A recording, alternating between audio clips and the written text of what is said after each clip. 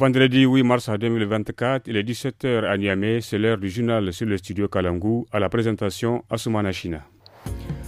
Nous sommes le 8 mars, c'est la journée internationale des droits de la femme. Le thème retenu cette année est investir dans les femmes, accélérer les progrès. Nous parlerons de quelques activités marquant cette journée à Niamey. Dans ce journal, nous irons à Agadez où des produits prohibés et de la drogue d'une valeur de 30 millions de francs CFA saisis ont été incinérés ce matin. Le magazine de ce soir est consacré à une pratique traditionnelle. Il s'agit de l'utilisation des décoctions de certaines plantes par les femmes en travail afin de faciliter l'accouchement. Voilà pour le sommaire, les détails dans quelques instants. Chaque 8 mars est dédié à la Journée internationale des droits de la femme. Le thème de cette année est investir dans les femmes, accélérer le progrès. C'est une occasion de souligner le chemin parcouru par les femmes et de saluer le travail accompli par ces dernières qui sont aussi bien en milieu rural qu'urbain. Madame Bari Bibata Nyandou, ancienne ministre, explique au micro de Rafia Mossi. Nous sommes dans les ONG, nous sommes partout, nous travaillons avec les femmes. Ensemble, nous discutons de ce qu'il faut faire, ce qu'il ne faut pas faire et de ce qui peut nous amener à améliorer davantage les conditions de nos populations en général et des femmes et des filles en particulier. Il y avait tout le monde, les ONG, les associations de toutes sortes, toutes celles qui luttent pour l'autonomisation de la femme. Bon, l'investissement, c'est faire en sorte justement qu'on investisse pour qu'il y ait autonomisation de la femme. Indépendance économique, indépendance financière, vraiment faire en sorte que la femme puisse avoir le temps de se consacrer à elle-même. Une autonomie tout court. Le 8 mars est donc à célébrer la Journée internationale des droits de la femme. Nous avons voulu savoir comment se fait la cohabitation entre hommes et femmes en milieu de travail. Nous avons recueilli quelques avis des personnes sur cette cohabitation en milieu administratif. Ils sont au micro de Hassan Nourou Abdraman. Vous savez, quand on parle de droits, c'est le garantie d'un minimum de certaines dispositions qui lui sont conférées. Les hommes en ont, les femmes aussi en ont. Il n'y a pas de discrimination ici au groupe de presse Labari. Les femmes sont traitées autant que les hommes. La femme, c'est la mère de quelqu'un, c'est la sœur de quelqu'un, c'est l'épouse de quelqu'un. Donc, même s'il y a le travail, il y a également cet aspect qui oblige qu'on la respecte, qu'on la protège aussi. Tous les journalistes, hommes et nos consorts, ça se passe bien, on s'entend bien, en bonne harmonie. À l'occasion de cette journée internationale de la femme, les étudiants de l'université EDU, en collaboration avec l'administration, a organisé ce matin une journée de partage dénommée Ilmidei. 4 femmes guest speakers ont été invitées pour animer des panels sur la thématique de cette journée dans le but de rendre hommage à la femme nigérienne. Écoutons Nadira Foumakoui, coordinatrice des activités culturelles de cette université, au micro de Ismaël Amadou Jibo.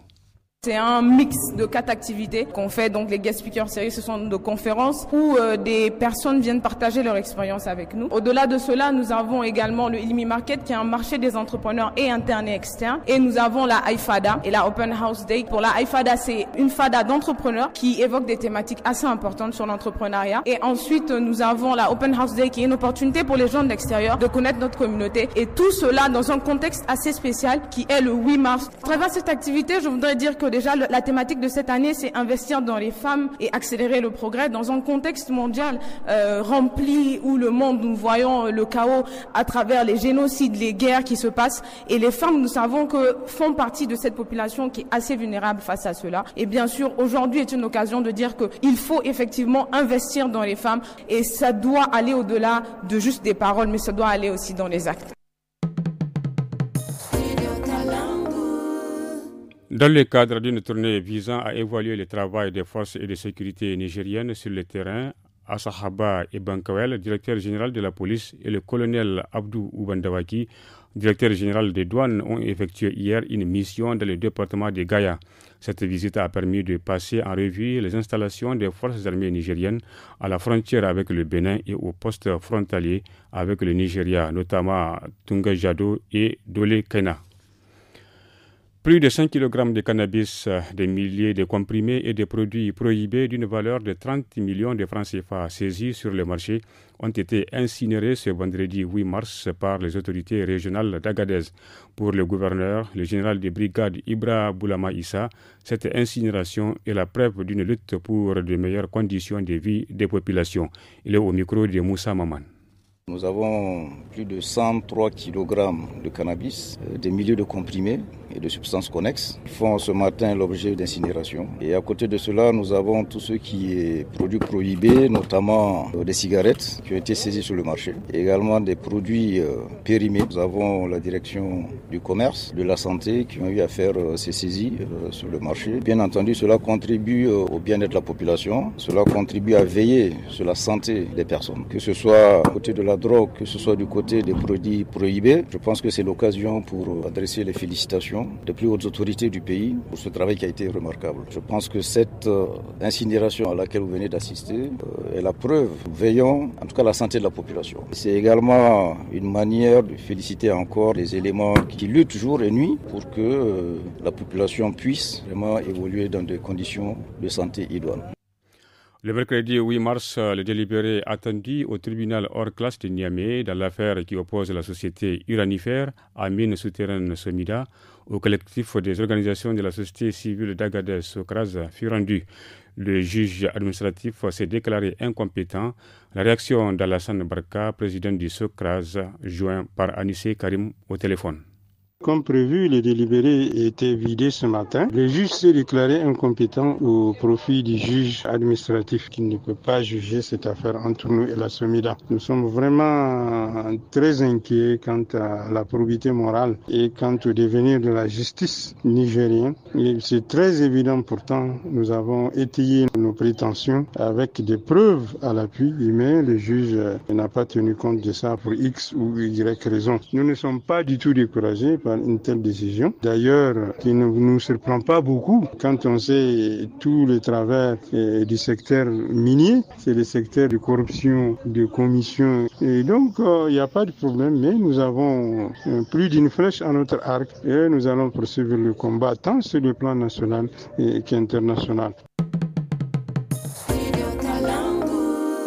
Sport, la 7e édition du Festival international d'Okin Iska d'Infilengue s'est clôturée la semaine dernière. Pendant ce festival, plusieurs activités ont été organisées, notamment la lutte Touareg de Bonkoukou. Omar Mahamadou Maïga, encadrant de la lutte Touareg, nous parle de sa particularité au micro de Salamatou Kadri. La lutte Touareg est une lutte différente de lutte qu'on connaît, la lutte moderne traditionnelle. La lutte traditionnelle de Bonkoukou, c'est une lutte qu'on met de la corde. C'est en fonction de ça que tu vas prendre un de tes adversaires, mais c'est avec force. Mais automatiquement, c'est une lutte qui ne dépasse pas 1 minute, 2 minutes. Automatiquement, il te rentre et il monte, il descend. À ce festival de Kingiska, il y a eu 20 lutteurs qui venaient de Kofé Centre et Bonkoukou, la commune de Imanan.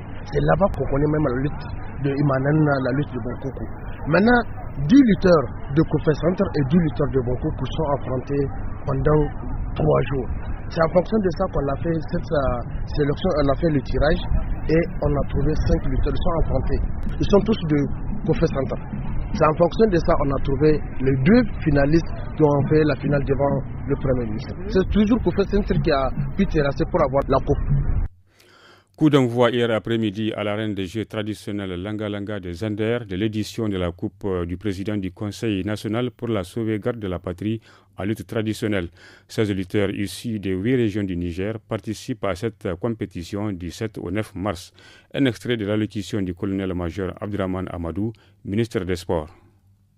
En effet, Zander a encore une fois de plus témoigné, si besoin en est, à travers cette exceptionnelle mobilisation, son attachement à notre patrimoine culturel. Chers lutteurs, en m'adressant à vous, je voudrais vous rappeler les principes sur lesquels se fonde toute compétition sportive, à savoir le fair play, la loyauté, l'acceptation de la défaite et l'humilité dans la victoire.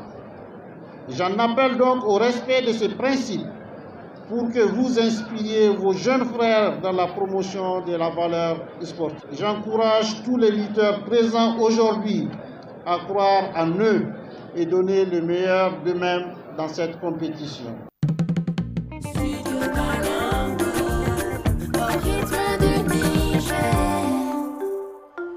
Place à présent à la partie magazine. Au Niger, les faux sésame ou gandafoy en zarma ainsi que le gombo frais sont utilisés comme décoction pour les femmes en plein travail d'accouchement. La raison, l'eau gluante extraite de cette décoction faciliterait l'accouchement selon certaines femmes. Pour en savoir plus sur cette pratique, suivant ce reportage signé Samira Rafi. Astérocap, faux sésame ou ambounou, qu'on appelle en Hausa, Yodo ou Gandafoy en Zarma, fait partie des recettes culinaires de certaines différentes communautés du Niger. Cette plante est aussi utilisée pour des soins capillaires. Le point commun de cette plante avec le gombo, c'est l'aspect gluant. Et les deux sont utilisés comme décoction pour faciliter l'accouchement depuis des siècles dans certaines communautés du Niger. Rahmata Arzika, femme au foyer dans le village de Kada, dans la commune urbaine de Tibiridouti, témoigne de la contribution de la plante dans la facilitation de ces 4 accouchements. Lorsque la femme entre en travail, on lui prépare une décoction de feuilles de baobab ou de faux sésame pour qu'elle boive. 2 à 3 minutes après, avec l'aide de Dieu, elle va accoucher. Moi, personnellement, pour toutes mes 4 grossesses, c'est ce que j'ai fait et ça m'a facilité l'accouchement. C'est vraiment très pratique. Vu que cette pratique existe depuis longtemps, certaines personnes se demandent si cela ne vient pas de la religion. Que dit l'islam sur cette tradition ancestrale? Oustaz Mustafa Ahmadou, membre du Conseil islamique du Niger, nous éclaire. Justement, quand une femme est véritablement en période de travail, comme on dit, naturellement et biologiquement, elle a besoin effectivement de supports qui vont essayer de la moraliser. C'est ce gombo-là qu'on utilise ou bien c'est la substance de cet arbre-là qu'on utilise. Donc, moi, je dirais que ces pratiques-là, où certaines d'entre elles ont été passées au temps du prophète sallallahu alayhi wa sallam, n'a pas ni confirmé ni infirmé. L'ambounou, cette plante herbacée qui pousse principalement au Niger et au Tchad, a des vertus nutritionnelles et cosmétiques prouvées. Quant au gombo, il a un taux élevé de vitamine AB et en vitamine C, ainsi que le zinc et le calcium. Seulement, les extraits gluants tirés de la plante sont dangereux pour la santé de la maman et du bébé, selon les spécialistes de santé. Quel serait donc ce danger? Zaratou Ibrahim, sage-femme à Filingué. Ça peut être dangereux sur la vie de la mère et sur le fœtus aussi. Surtout les décoctions qu'elle donne aux femmes pendant le travail, comme ce que vous venez de dire. Ça, c'est des choses qui se passent bien avant leur arrivée dans le centre. Elles le font depuis chez elles. Si ici on le constate jusqu'à leur arrivée, elles continuent à le faire ici dans le centre, on les arrête.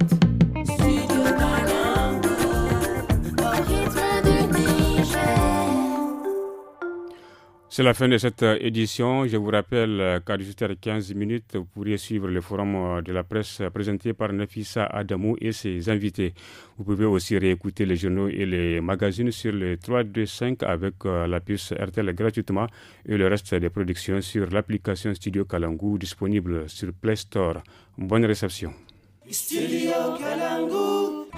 Tous les jours, écoutez les programmes du Studio Kalangu sur les ondes de nos radios partenaires. Et sur WhatsApp au 80 06 88 54 à partir de 17h. N'oubliez pas nos rendez-vous hebdomadaires. Lundi, nous abordons une question de droit dans la partie magazine. Mardi, suivez le magazine Bien-être à la fin des journaux et le forum Espace Femmes à 18h15. Ne manquez pas le forum de la presse du vendredi pour le décryptage de l'actualité de la semaine. Samedi et dimanche, place à l'actu des jeunes à partir de 17h, suivi de Tous à la Fada. Et Studio Kalangu au rythme du Niger.